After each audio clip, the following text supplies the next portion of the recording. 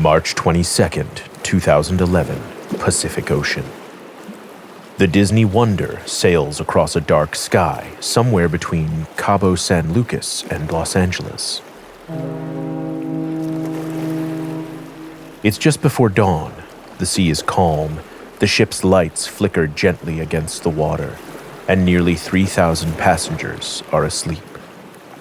But on Deck 5, in the crew quarters, someone is awake. A young woman paces near a wall-mounted phone. She's wearing baggy men's clothes, odd for a disciplined crew member like her. She's rubbing her face, brushing her hair from her eyes. She looks distressed. She speaks into the phone, cuts the call to say something to a passing colleague, then continues pacing. Her name is Rebecca Coriam. She's 24. And this is the last time anyone will ever see her. She disappears into the dark silence of the ship. No one sees her fall. No one hears her scream. No alarms, no emergency, just silence. This is Left Behind, a show about what happens when the bodies are found, but the story is missing. I'm your host, Doug Bailey, and this is the story of Rebecca Coriam.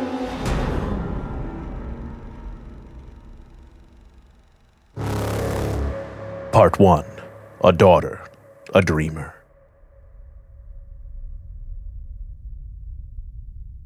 Rebecca Coriam stood out. Born in Chester, England, raised in a loving, faith-filled home, she had a rare mix of strength and softness.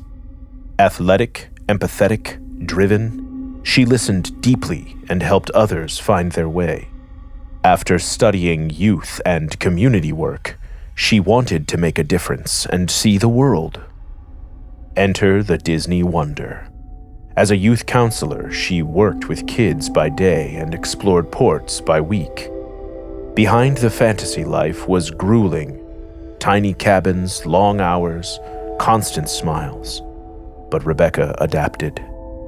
She made friends from across the globe. She was proud of her job. She had plans, maybe more school, maybe a new contract. Life felt full of possibility. The Wonder itself was no ordinary ship. It was a floating fantasy land. 11 decks, nearly 1,000 crew members, and thousands of guests per voyage. Themed restaurants, character parades, elaborate performances. Behind the scenes, though, the magic wore thinner. Crew members lived in small, shared cabins below deck. Workdays often stretched to 10 to 12 hours with few breaks. There were strict hierarchies and rules. Your smile was a part of the uniform. But Rebecca adapted quickly. She made friends from around the world: Spain, the Philippines, South Africa, Brazil. She sent her family photos and messages, sharing stories about life on board, her favorite kids in the playroom, and the ports she got to visit. She was proud of the job, even when it was exhausting. She told her friends she felt like she was learning who she really was. To those who knew her, it seemed like she had found her rhythm. She'd often been seen laughing with coworkers, guiding children through the treasure hunts, or watching the sunrise after a long shift. Part 2. The Final Night. March 21st, 2011. The Disney Wonder glides away from Cabo San Lucas under a cotton candy sky. The sea is smooth as glass.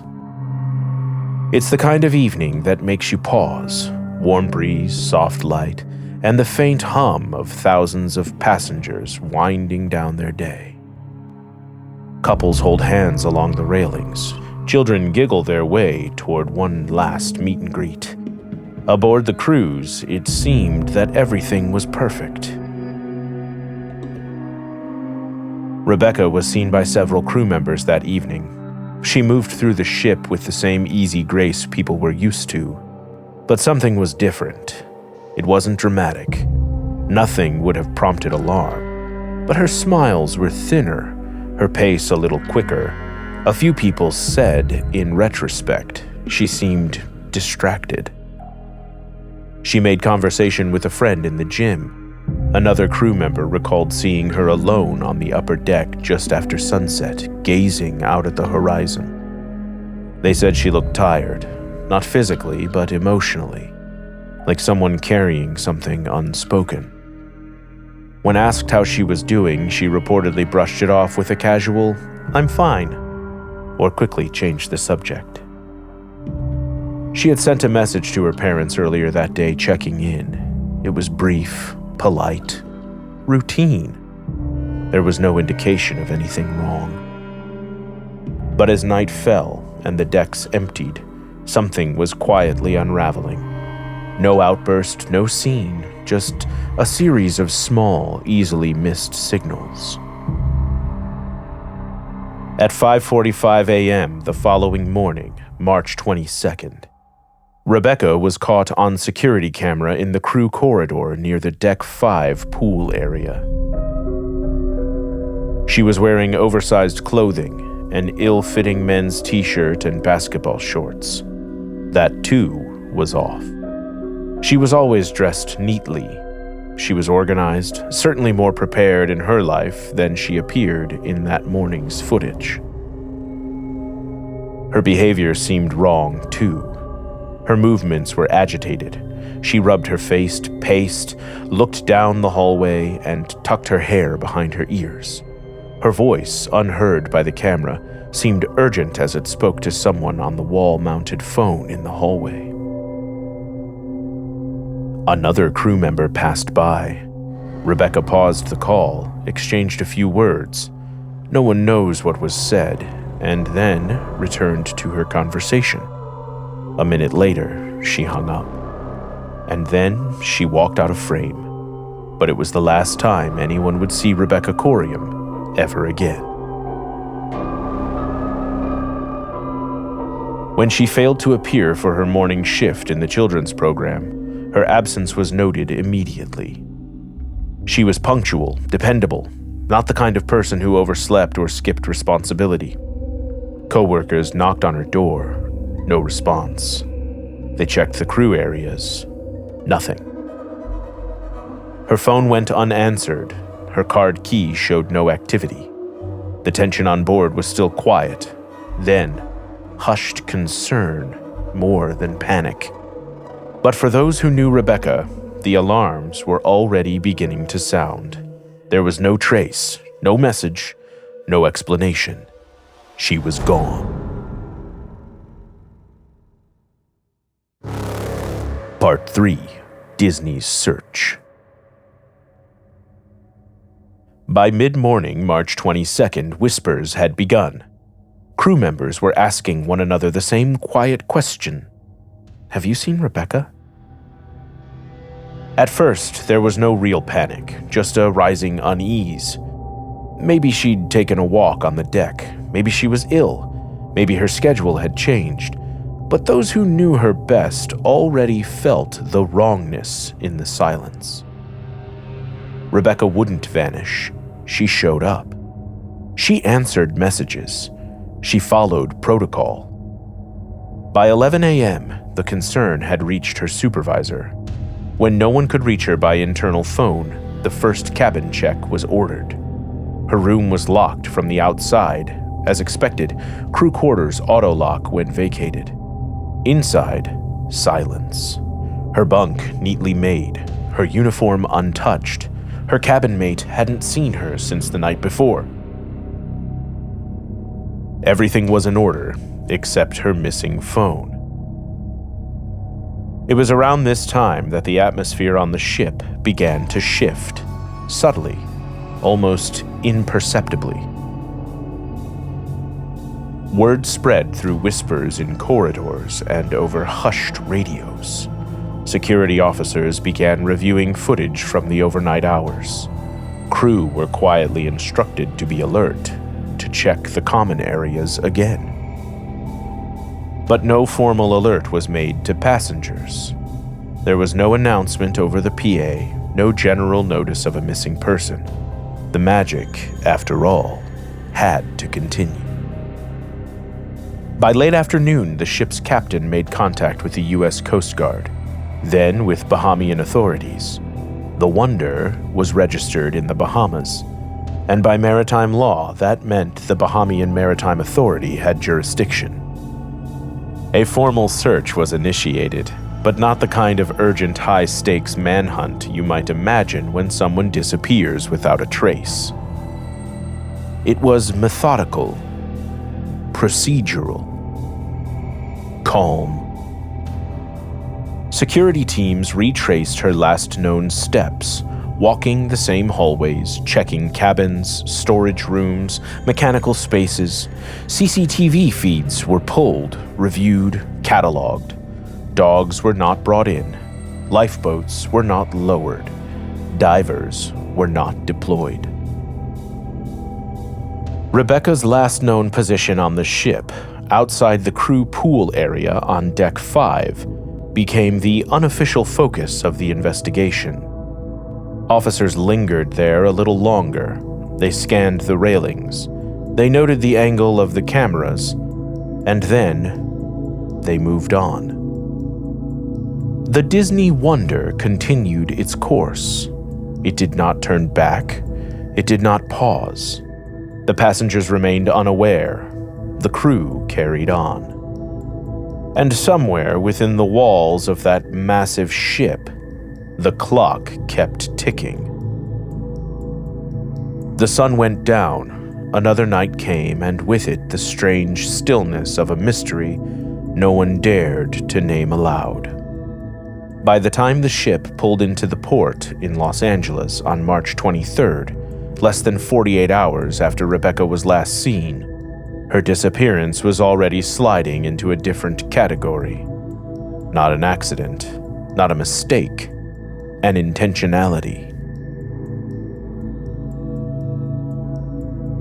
We'll be right back.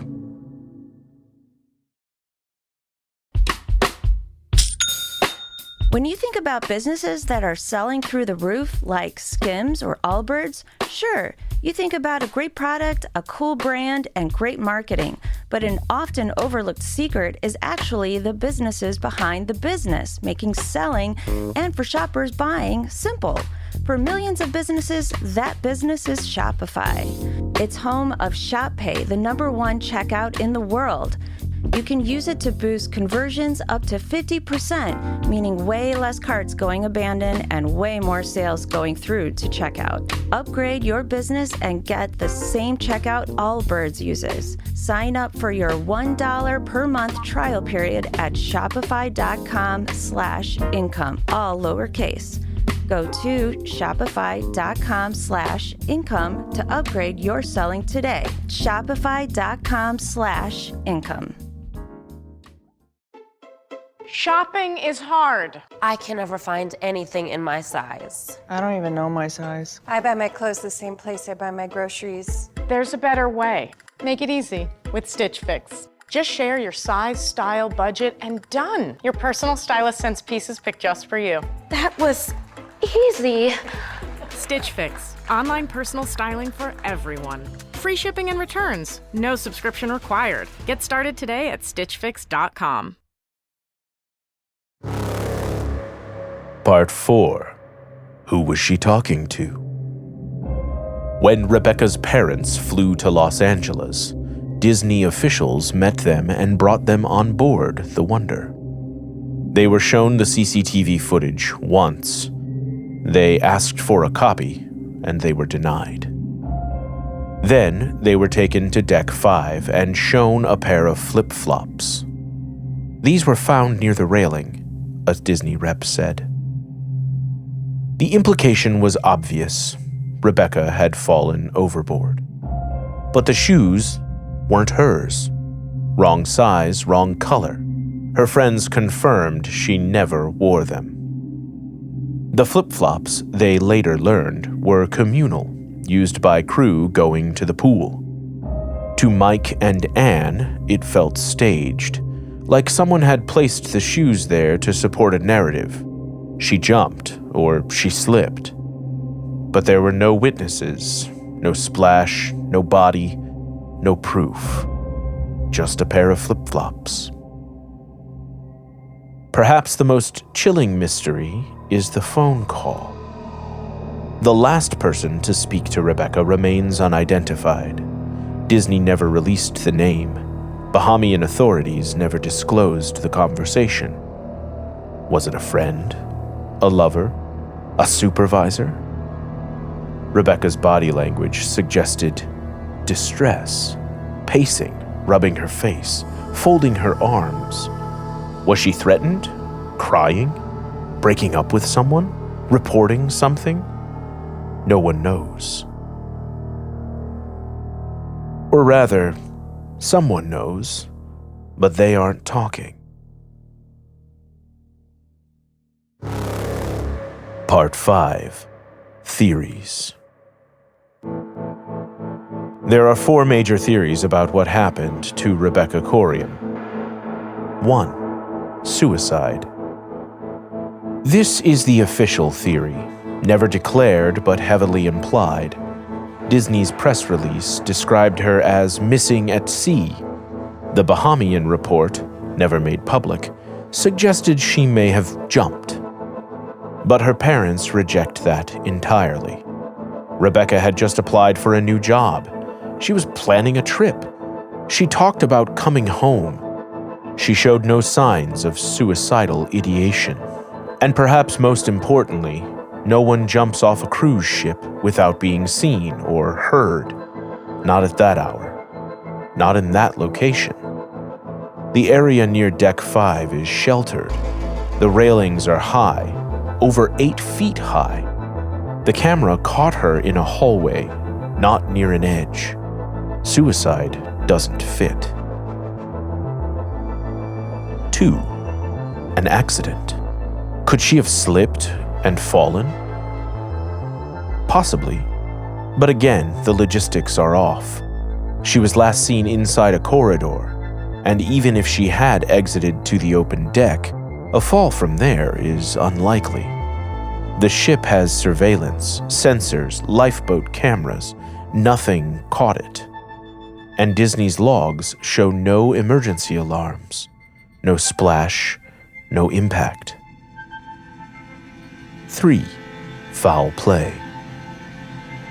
This is the theory that gains the most traction among independent investigators.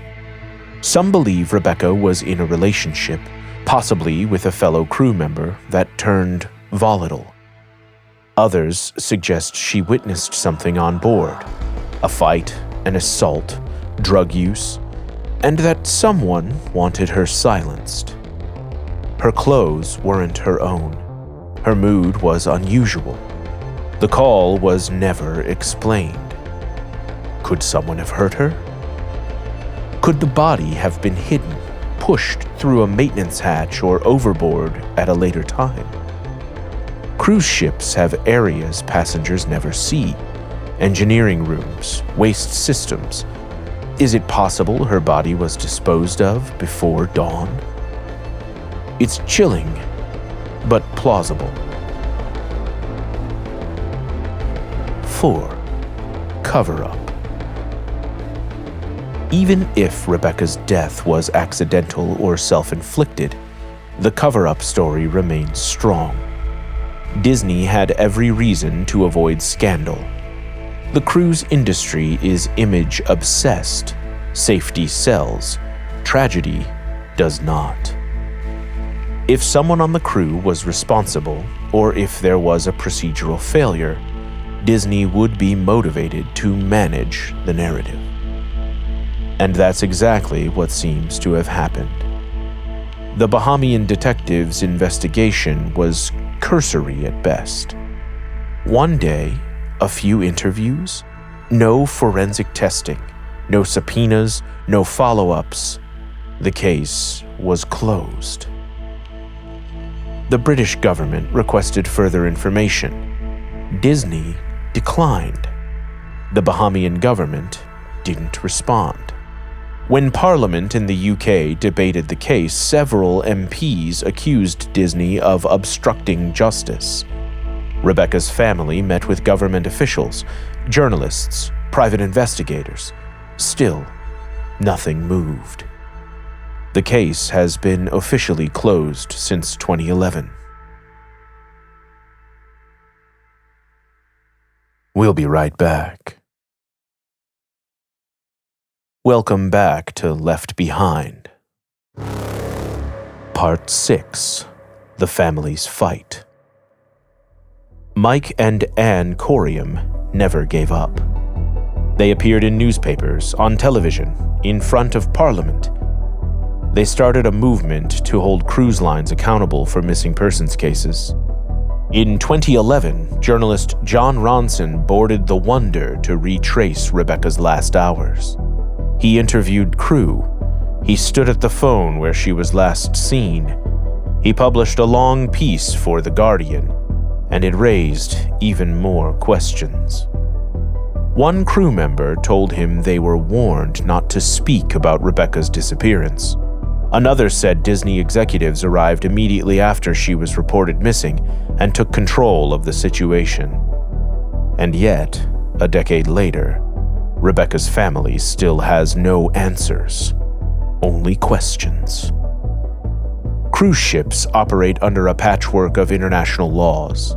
Most are registered under flags of convenience, countries like the Bahamas or Panama, specifically to avoid stricter regulations. That means crimes on board are often investigated by underfunded, uninterested governments. Victims have little recourse. Even the FBI can't intervene unless specific conditions are met, usually involving a U.S. citizen or crime in U.S. waters, not an international megacorporation like Disney, even though it's headquartered in the country. It's a system designed for profits, not justice. Part 7. Doug's Theory. I think when you look at the lack of evidence and the lack of effort, that makes it feel more like foul play. So if it's evidence by omission, do you know what I mean? Yeah. I don't know how boat systems work well enough. It sounds like they have sensors and shit to determine when anyone falls overboard. Right. So, I would assume that didn't happen. That's the craziest part to me, is that the systems designed to keep people from dying at sea from falling overboard were completely ignored. And they didn't stop, they didn't turn around. You know what I mean? Yeah, you would imagine then that they weren't tripped. Or right. So that they're either faulty. I think what's likely is she probably fell. The ship's sensors didn't report it. And Disney's trying to cover it up. Right. By, saying, well, look, there are no sensors and, you know what I mean? Right. I think, yeah, the frustration. I think that's the foul play. I don't know that she got murdered. Right. Well, but that's the other option is her body never actually did go overboard. Right. And then there's so many places you could hide. Totally. A body on a ship. And without bringing in dogs, that's the weird part too. Why wouldn't you, even once you docked, just bring a bunch of bloodhounds on and give them a bunch of her clothing? Totally. I think Doug's theory is that Disney and the government officials did not do enough to truly assess or learn what happened to Rebecca. And that begs the question, why? I think it's pretty clear that there's the capability to deliver a final answer as to what happened to Rebecca. Yeah. But it is in the best interest of mostly the Disney Corporation. Yeah. They know what happened, but they aren't saying. Rebecca Coriam would be 38 today. She might be married, teaching, backpacking across South America, calling her parents just to say hi. Instead, she's a ghost on a manifest, a face on a missing persons board, a name whispered on internet threads. Her story is unfinished, unresolved, and until someone breaks the silence, it always will be.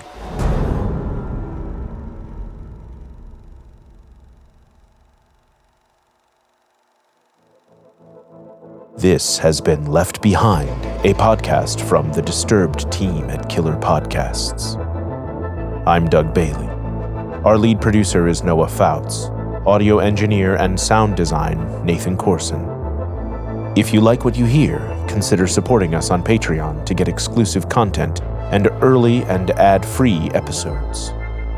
If you know a story where no one lived to tell the tale, send it to us. We'll listen. Until next time, stay curious, stay haunted, and hey, stay safe out there.